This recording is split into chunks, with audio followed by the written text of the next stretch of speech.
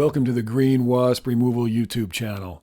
In this episode, we show you how to sterilize used beehive equipment with a blowtorch to kill pathogens like bacteria, viruses, parasites. We're going to be using the burn and scrape method. This is a great way to get rid of most common diseases affecting beehives. So we're talking about Varroa mites, tracheal mites, American Foulbrood, European Foulbrood, deformed wing virus, and a whole host of other things that sterilization through open flame can eliminate. We'll show you what we believe are best practices and techniques for the burn and scrape method, and we'll show you how we conduct this process with safety as a number one priority to mitigate fire risk and also to protect your own body and lungs from any toxic smoke. We're going to show you the entire process from beginning to end using both clips that are in real time and clips that are in 8x fast forward. Sterilization through open flame is a very controlled, very purposeful process where nothing is rushed and everything is done very intentionally and with great concern for the safety of everything in the environment around you. Following the demonstration of the burn and scrape technique that cleans out this hive, we're going to show you the baits and lures that we use to attract bees to this hive, even though it's been burned and basically blackened inside. A little sugar water on the entrances and on the frames inside, as well as some beeswax painted inside the hive, and a spritz of Swarm Commander, which is a Nasonov pheromone lure. With all of these classic and simple methods of attracting bees to a hive, they didn't mind the fact that it was burnt black inside at all. We're going to show you how the very next day, despite the blackened sterilization of this hive, there were dozens and dozens and dozens of bees that were perfectly happy to go right into the box just because it was still an attractive place for bees to visit and hopefully to live. We want you to understand that this technique of burn and scrape sterilization does not detract from having bees visit your hive as scouts and foragers like you see here. Swarm season is upon us right now, and you can absolutely use this technique to prepare your swarm traps. Any wooden and metal equipment can be heat treated like this with no problem at all. The bees don't mind. So let's take you back to March 9th of 2025, and we'll show you the entire process. If you find our content useful and you enjoy watching this sort of thing, please remember, like, share, subscribe, and comment to let us know you're there. Enjoy the show. March 9th, 2025. Today we are going to sterilize a used beehive, which is a long section of box on 4 legs that was built by another beekeeper. It's had bees in it before, probably many years, and it was given to us recently after we purchased it on Craigslist. So what you have to do when you get a used hive like this is you have to sterilize it before you allow any bees or wasps to move into it. The reason we have to sterilize this hive is because it may contain pathogens such as American Foulbrood, and the only way to get American Foulbrood cleaned up is to sterilize it with open flame.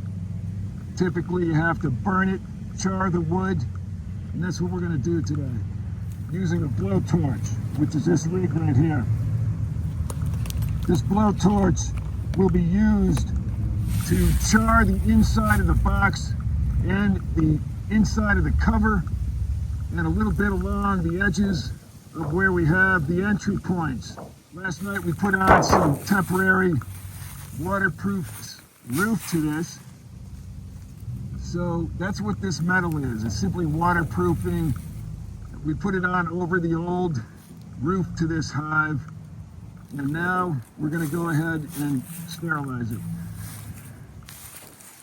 If you take the top off of the hive, you'll see that we'll have to sterilize the inside of this hive top.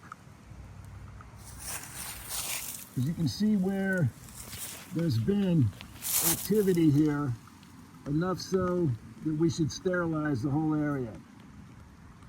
All the nooks and crannies in here is where American Foulbrood spores can be, or mites can hide. So we're going to burn all of this. And you have to be careful, of course, when you burn. So you have a little bit of water standing by in case you need it. Just a spray bottle. Keep it damp while you're working. Now if you look inside the hive, there's a lot of old wax. You see old wax in here, lots of buildup of gunk all along the edges. And this is what we have to clean up, scrape off, and burn away. Because if you don't do that, you will find that you'll transfer mites, you'll transfer American Foulbrood, you can transfer all types of viruses and bacteria and pathogens. And you don't want to do that. So we're going to burn this whole area. Scrape it and burn it. So it's very important that you use some type of respirator when you do this work. Many reasons for that. You don't want to breathe any smoke of any kind into your lungs, whether it's natural material or chemical. We have no idea what's inside this box, this old hive. So put on a respirator. You don't want propane fumes. You don't want smoke. And you sure don't want to get any paint fumes, especially if it might be old lead paint. So just be aware of that. Wear something protective. So it's a two-handed process. You're going to scrape with a scraper tool. A hive tool's fine, but you have to sterilize it afterward using chlorine bleach or a torch, heat it, whatever. But you cannot just use this as a scraper on an old hive and then suddenly put it right back into work on your other hives. You must have it clean. Have your water standing by. That way you can spray down what's happening while you work.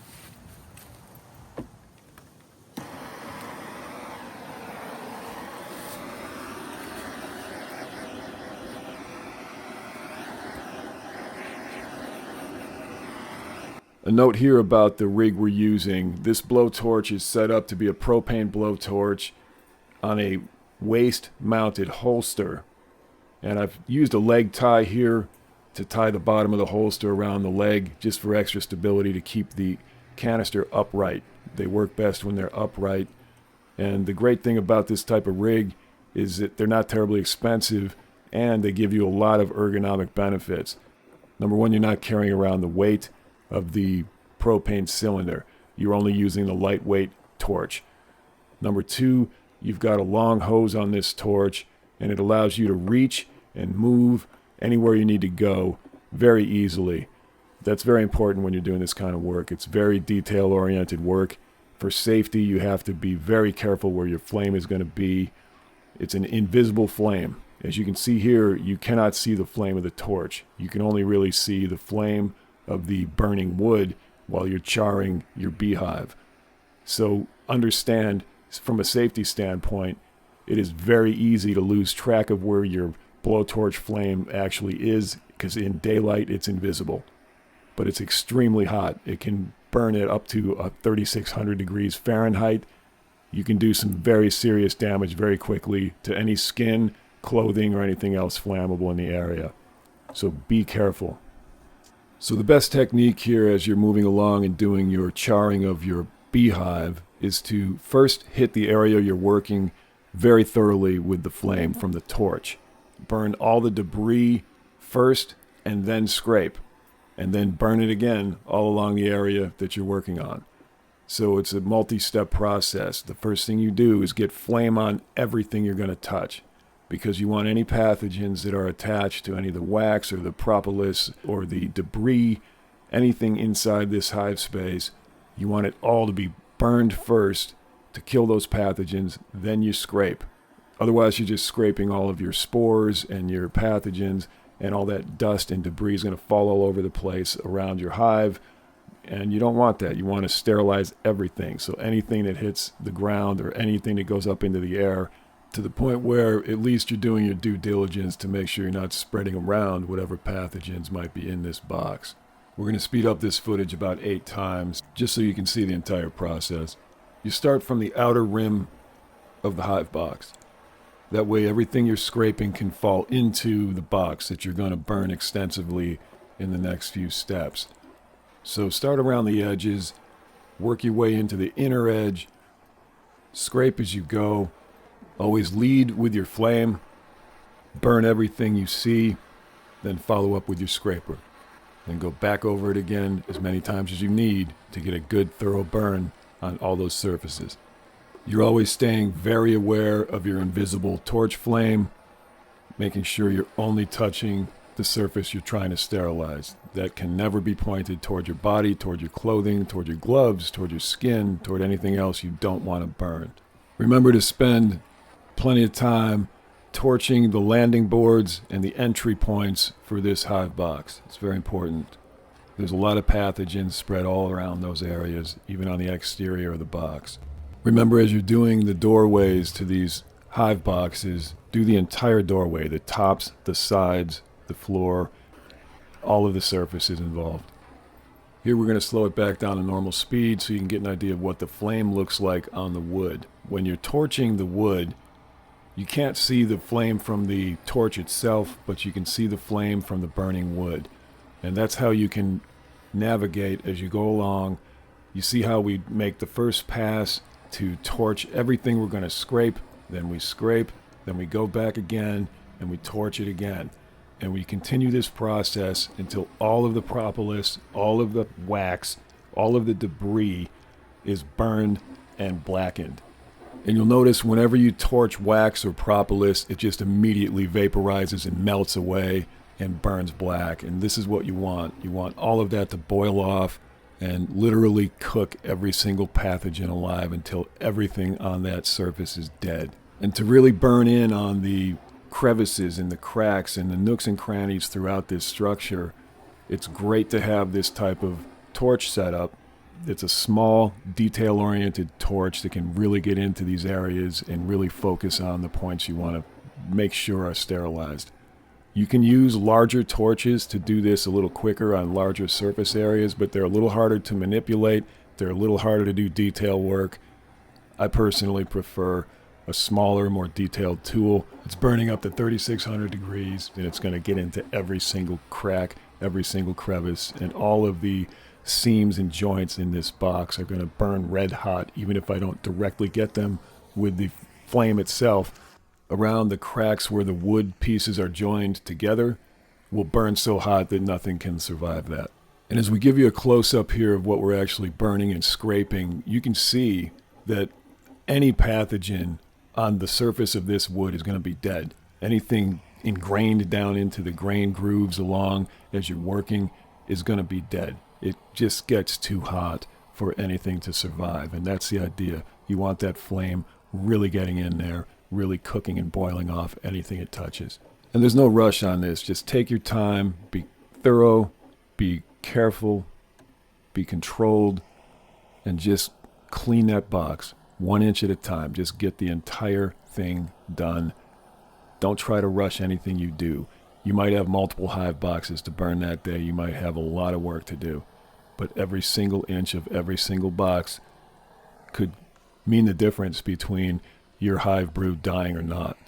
So get it right and take your time to make sure that happens.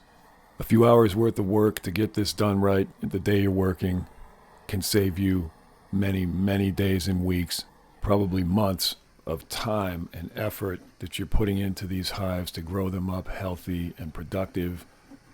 And you don't have to keep redoing a new hive from scratch every time they get diseased. So try to look at the bigger picture. If this looks like too much effort or too much investment, think about your entire year, your entire bee season for that year, and how much effort you're putting out now compared to how much you're going to have to put out if you destroy all your hives from disease.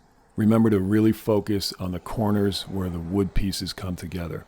Those seams and cracks that are so deep that the flame won't necessarily reach into every inch of the crack itself, you can heat that area so hot that nothing can survive even an inch down into that crack, because the surface you're cooking and the boiling off of all that propolis and all that wax is so hot that it will still kill everything in the joint that you're focusing on. And as you watch this footage, you'll see the propolis and the wax literally being vaporized. It just boils off immediately as soon as you touch it with flame that's thousands of degrees in temperature. It just will not be there after you hit it with that flame, and then you just scrape away what little bit of the debris is left. Studies have shown that American Foulbrood, for example, the bacteria spores that cause that disease in a hive, they can live on a surface if not treated with heat or with chemical. If they're not treated, they can live for decades at a time. Ranges in research are from 30, 35 years all the way up to 70 years. They can still find living spores on surfaces. So you cannot overdo this when you come to torch it.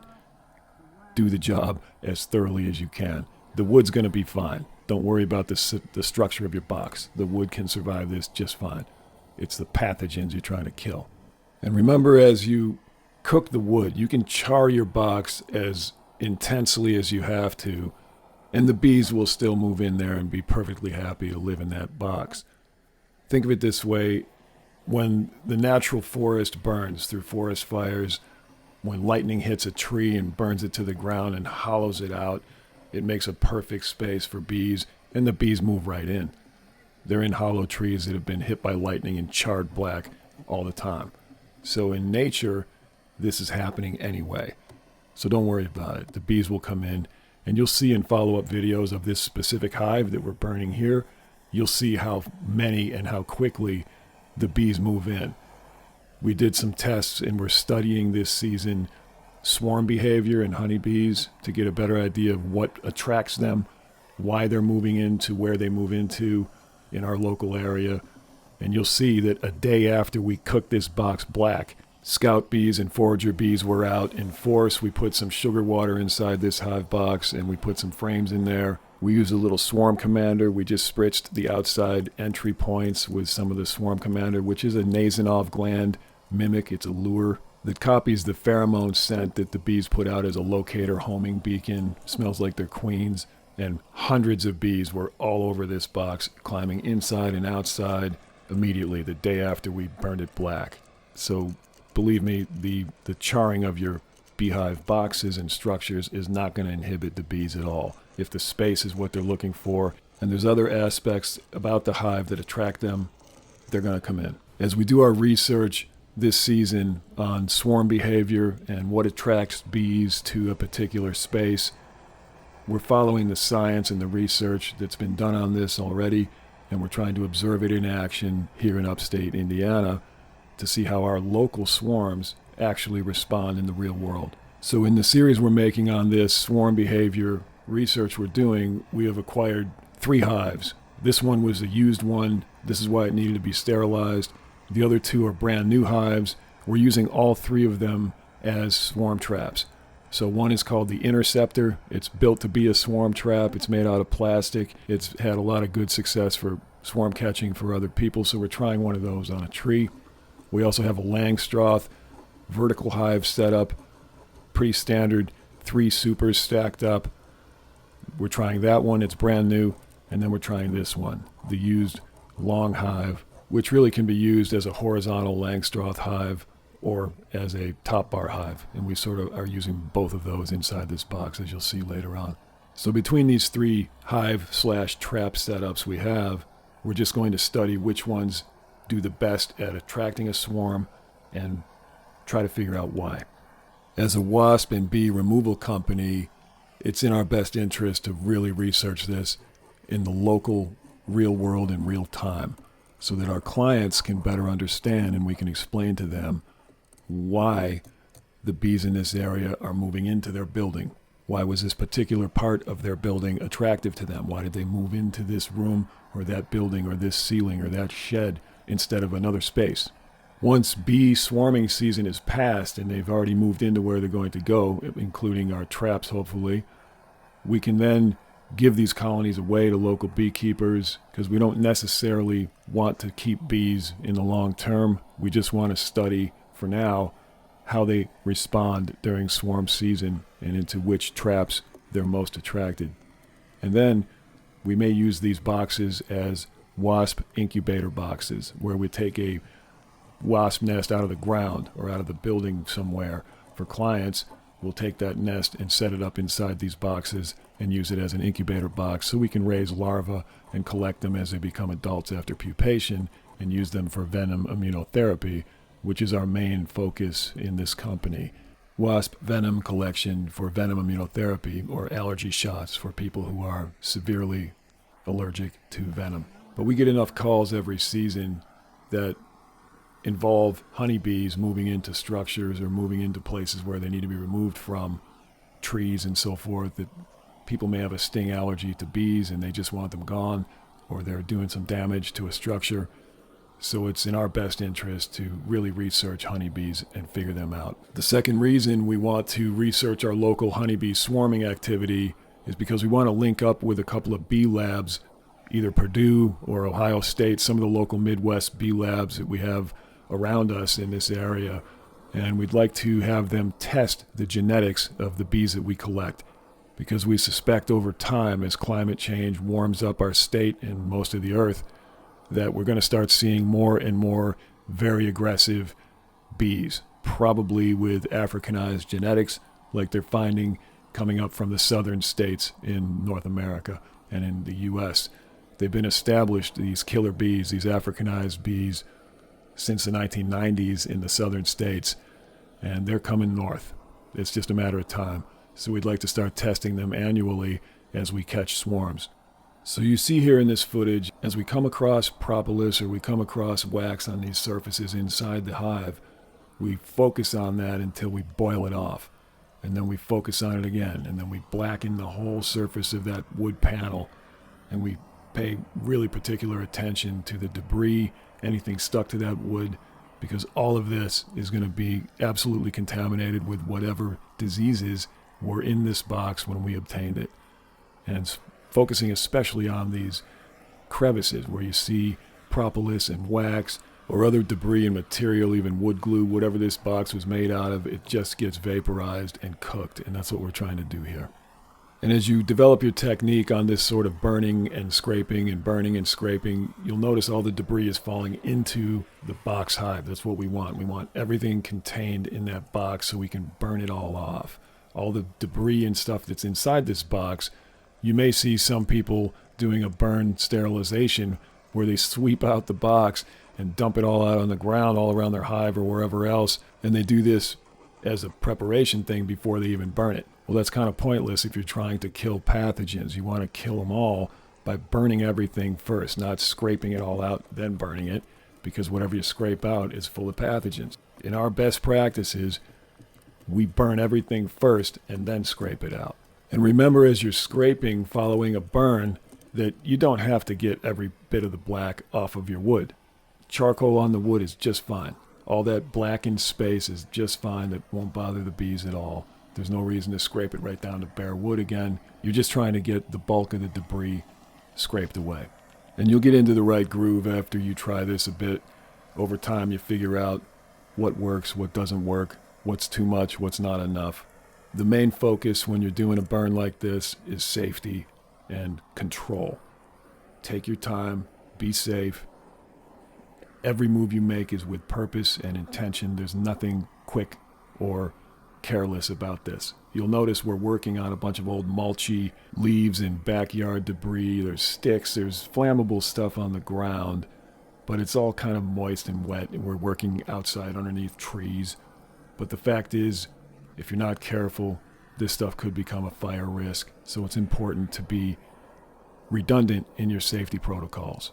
So not only do we have a spray bottle to spray down any little bits of flame that we think could possibly flame up a little too much, but we also have a garden hose standing by with a high pressure end on it. So if there were any leaves that caught fire or anything like that, we could immediately douse them with no problem at all. That's the kind of redundancy we're talking about. Just be careful and be ready for things to go sideways. As you develop a good burn technique, this won't be an issue if you do everything properly, but you got to be ready. So for the next 10 minutes here, we're going to show you close up what this burn process looks like in real time. You're going to see the flaming, the scraping, the going back over it again, very carefully cooking every single inch of this interior on some of the box.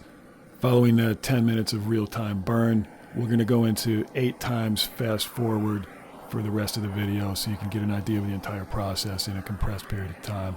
And then we'll show you some footage of some bees coming to check out the box just a day after we burned it.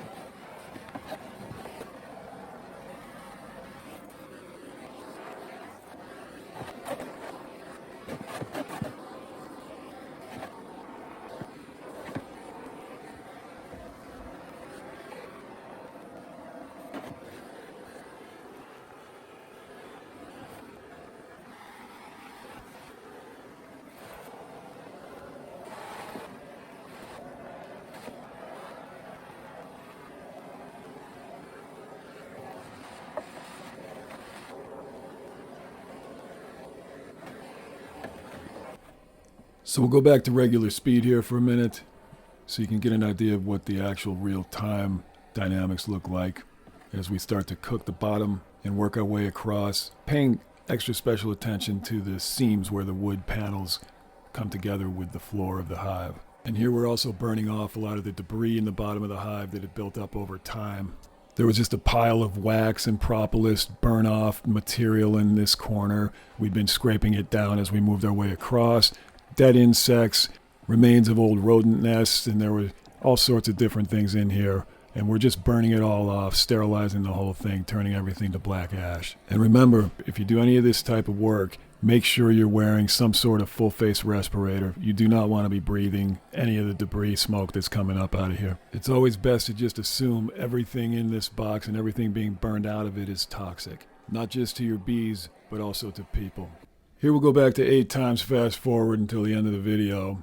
What you're going to see now is after we finish charring the interior of the box, all 4 panels that are upright, and then the bottom board, all the edges along the top of the frame.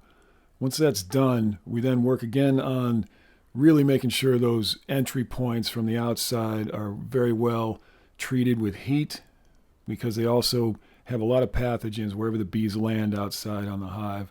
And of course, the whole front of the hive and the whole exterior of the hive, we just give that a relatively light burn.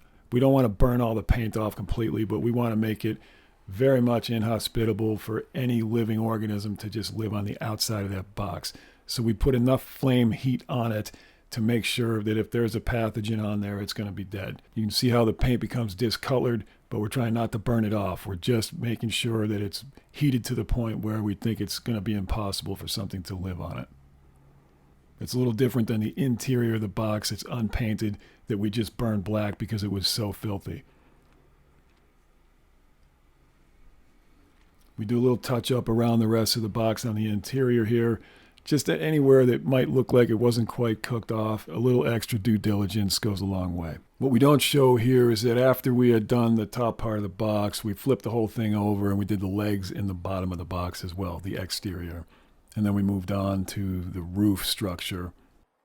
We did the roof structure only because it was a temporary measure. We were going to have to rebuild the roof structure on this anyway because it had been rotted out through water damage. So really the only viable part of this beehive was the base and the box. The roof needed to be completely rebuilt, and we'll show you that in a later follow-up on this video. But in the meantime here, just because we needed to cover it for rain, we went ahead and sterilized the original cover, even though it was going to be replaced, just so there were no pathogens on it while it was temporarily being used. And again, from a fire safety standpoint, you see a lot of leaves and sticks around and so forth. Remember, we're working with metal underneath this, and we have garden hose standing by and a spray bottle standing by, so in case there was any need for dousing a flare-up of some type of leaf catching fire or something, we'd be okay. And that is very, very important. If you're going to work with flame, if you're going to use a blowtorch, always have some type of fire control plan standing by. Obviously, if you can work on a surface like pavement or cement or something, that's even better. Or if you can rake away all of your leaves and end up working just on bare dirt, whatever you can do is always the best way to mitigate any fire risk. We didn't have that option here. We have leaves and trees literally everywhere on the property, so you just have to learn to adapt and be safe about it. If you stand by till the end of the video, we're going to show you now the next day when we had all 3 swarm traps set up, including this hive and the 2 others that were brand new that we had installed on the property just to trap swarms. We're going to show you what it looks like when the scout bees come out, when the foragers come out on the first really warm day of the month of the year here, and how quickly and readily they enter this hive box, even though it had been charred black. Between the swarm commander, lure, and just a little spritz of sugar water at the entrances to this hive, that's what you see us doing here. We also spritz down the frames that we put inside this hive, brand new plastic foundation frames with a little bit of sugar water. Just a little bit. Here comes a little bee now. Just in time, dude. You go tell all your buddies that this is the place to be. As another attractant, we also painted down the inside with some melted beeswax. And we're hoping that just a little bit of this wax spread around on the interior may attract a swarm. So you see they're very interested in the beeswax. They know that this is theirs. And they're interested in the sugar water for sure. We also added a sugar water feeder inside, and we put a little sculpture, a beeswax sculpture outside. So as you can see, these girls are super hungry. And they're just coming in and out. So remember, this is just the day after we burned this box black. And just a couple hours after the first scout bees showed up, we had all of these bees coming in and out of both doors. It was working just fine. They don't seem to mind me at all. And that's good news.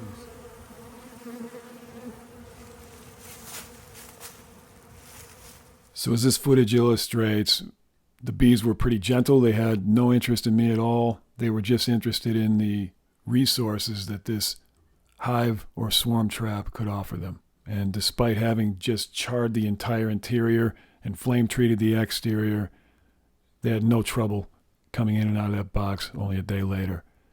So don't hesitate. Go ahead and get a blowtorch, sterilize your boxes, kill those pathogens, and be ready. Thanks for watching. Good luck during the 2025 honeybee swarm season. We hope you catch some. Have a good one.